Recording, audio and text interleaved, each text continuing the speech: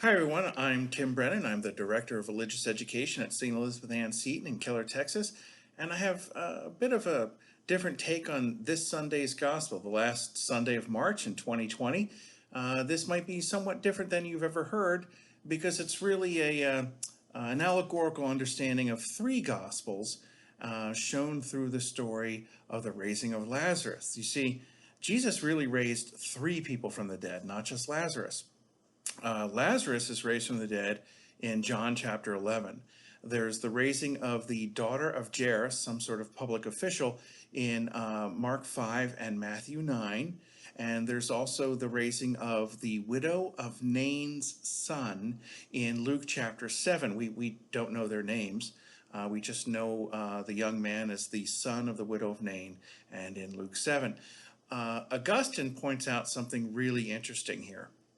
He takes all three stories and he realizes you have the young girl, Jairus' daughter, is raised from the dead shortly after she died. In fact, she's still on her deathbed. According to Jewish tradition, a person had to be buried within 24 hours of his or her death. So she had just passed away. And Jesus raises her from the dead and even told the people outside that she was just sleeping, right? With the widow of Nain's son, he's actually being carried, his body, to be buried. And Jesus raises him from the dead right there in the street. And then you have Lazarus.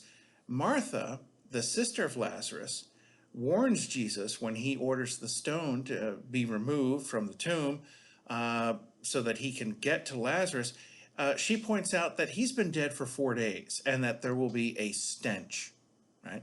It was commonly believed that if someone has been dead for 3 days or more in ancient Judaism, that's when real bodily corruption would set in.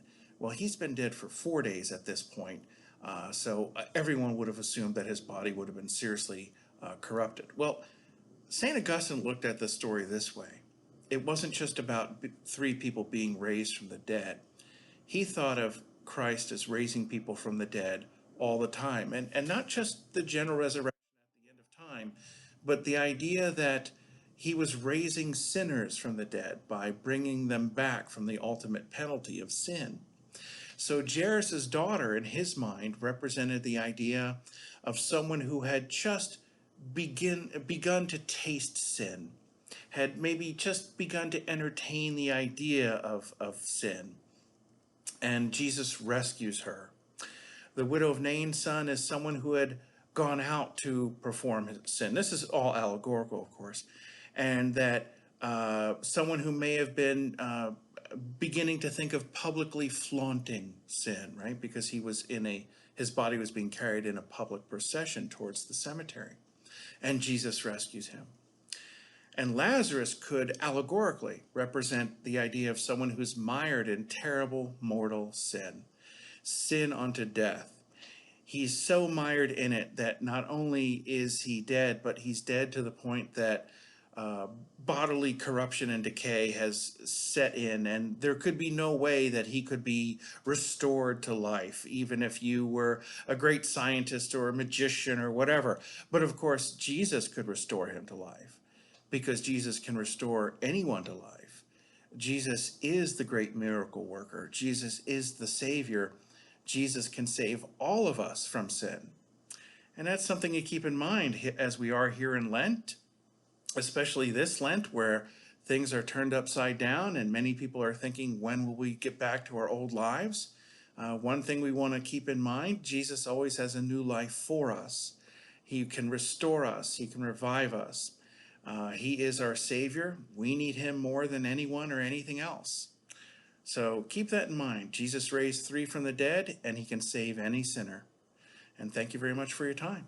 My name is Tim Brennan. I'm the Director of Religious Education at St. Elizabeth Ann Seton. I'll give you my email address because I have a little handout that goes with this if you're interested. It's tbrennan at seascc.org. tbrennan at seascc.org. Thank you and have a good day. God bless.